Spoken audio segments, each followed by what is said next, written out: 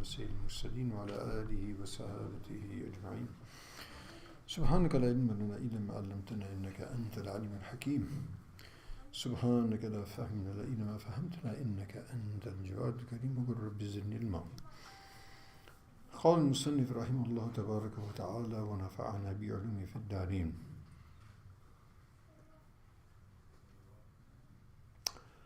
قال وعنه أي وعن ابن مسعود رضي الله عنه كان رسول الله صلى الله عليه وسلم يمسح مناكبنا في الصلاة ويقول استووا ولا تختلفوا فتختلف قلوبكم ليلني منكم أولو الأحلام والنهى ثم الذين يلونهم ثم الذين يلونهم.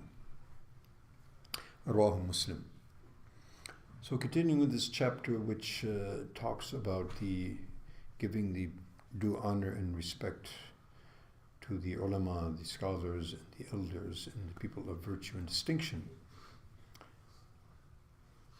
So here, and this is very significant, and those who attend in our Jummah, they might be surprised that we take quite a lot of time and we take a lot of care to ensure that the lines are straight and there's no, because this is the order of Allah and His Rasul alayhi salatu wasalam. So here Nabi alayhi salatu says, or rather Abdullah ibn Mas'ud mentions that Rasul alayhi salatu wasalam, he used to ensure that the shoulders would be together. In other words, there would be a straight line, shoulders would be together, there wouldn't be any discrepancies, no open areas, nobody would be ahead, nobody would be behind. If somebody was ahead, he would actually go and move him back. Sayyidina Umar radiallahu ta'ala himself would go between the rows and get everybody in line, because Nabi sallallahu alaihi wasallam said that you should stay in line, straight lines, because Allah subhanahu wa ta'ala doesn't look at the crooked lines. And also, it is a mushabaha, it is a simulation of how the angels themselves actually form the lines in front of, and in the presence of Allah subhanahu wa ta'ala. Allahu Akbar. So Nabi says, would you not form your lines as the angels form their lines in front of Allah subhanahu wa ta'ala? So, and of course the kayfiyat, how that actually is the reality of that we cannot understand, but we can understand that it would be perfectly straight. So that's one thing. And so he would say, istaw, remain, be together and be even. Don't be ahead and behind, as it were. And very interesting also, he mentions, لا تختلفوا فتختلف قلوبكم.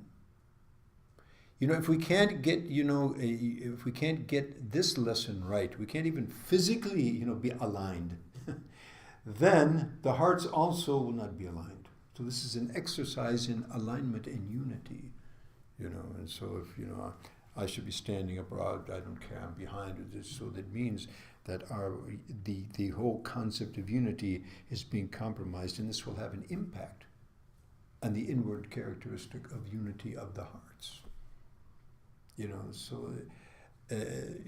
For example, people say, well, it's all what's in the heart. The outside doesn't matter. Actually, the outward impacts the inward, just as the inward impacts the outward, right?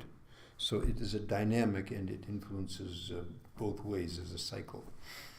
So that's one. Now, connected to the chapter that we are, then Nabi Sallallahu Alaihi Wasallam says that the people should be nearest to me, like right behind me and in the front row, the people of Ahlam un Nuha. People of Ahlam, meaning the people who have become mature, the mature people.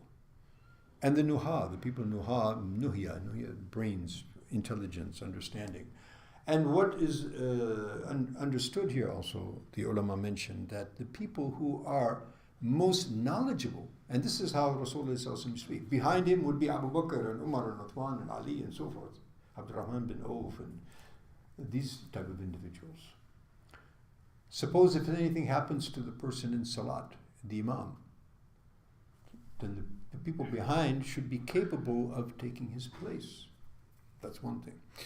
If he makes a mistake in the recitation of the Quran or something, then they should be capable of doing so. So if they're hufad, they're ulama, there are people they should be actually in the front row and in right behind the imam.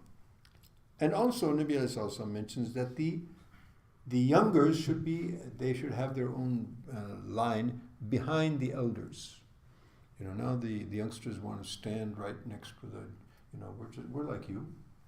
This is democracy.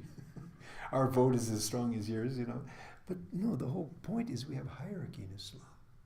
The elders, the respect of the elders, And then when those youngers become elders, they would require and they would expect that respect and they will get it. Allah subhanahu wa ta'ala, if we are disrespectful for our elders, then be sure that our youngers will disrespect us. As they say, what goes around comes around, right? So, ثُمَّ الَّذِينَ يَلُونَهُمْ ثُمَّ الَّذِينَ يَلُونَهُمْ, and then those who are, less and less in that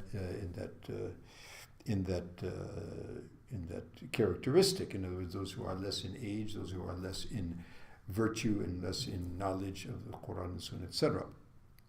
So may Allah subhanahu wa ta'ala give us understanding of this beautiful social hierarchy, which has really beautiful ramifications, and without it, we become more animalistic rather than human. So may Allah subhanahu wa ta'ala give us tawfiq to understand and apply. Alhamdulillah.